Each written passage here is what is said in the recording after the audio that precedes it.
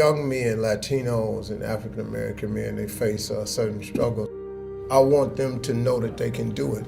The situation we face with African American, Latino males, one of the greatest crises that we face in this nation. I know how to fail and overcome. I know what'll happen to you if you don't get an education. I lived in a car for 3 years. I done that run. I know what that is. You ain't got to be there.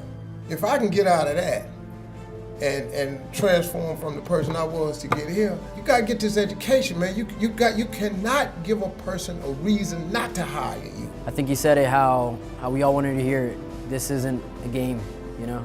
Life isn't a game. Life is tough. Life is difficult. It's our job to teach young people the principles of success. They got to learn from your mistakes. See, I messed my life up so I could turn around and talk about it one day. I've been divorced twice. I've lost everything I own in my life twice. I lost it all again in 2005. At the end of 2005, I had $1,700. And the question becomes is how do you react to failure?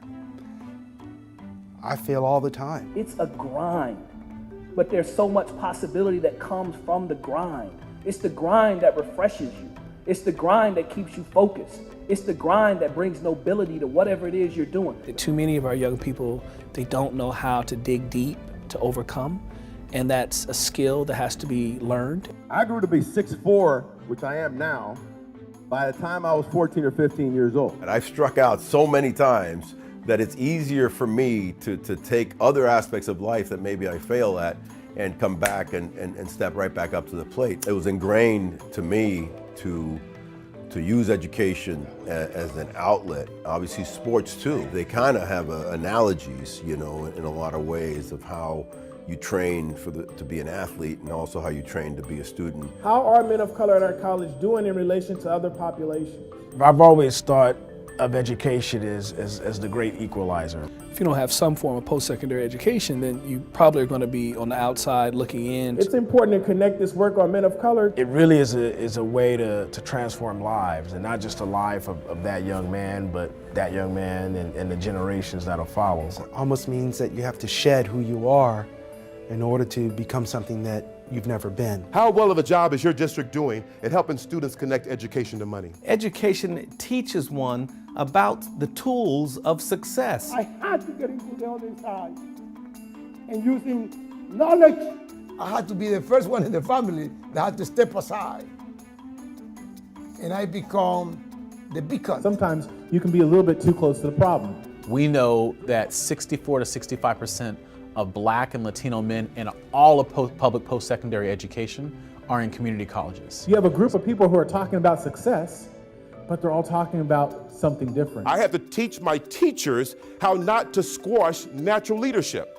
They don't even realize they're doing it. So this conference is one of the few that actually provides an intellectual space where researchers and practitioners and folks in policy and those running programs and students can come together and talk about what are the challenges and what are the solutions. I never thought in a million years that I would be in college.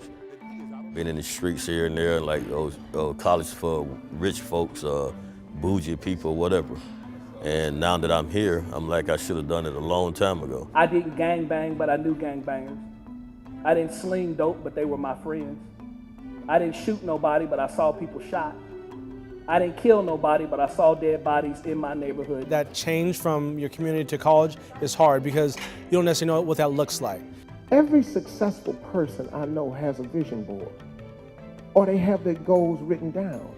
You can't do it without writing it down. When you write it down, it's a symbol of faith. When you're transforming into something that you've never been, you have to recognize that you're coming from a place where people are going to look at you and wonder, why are you doing this? So the transformation was huge. You start to see what the reality is, what the professional career, and how can you build your career around what you love. If you live in your gift, man, it changes your life. Do something about your gift. All of us have our own stories.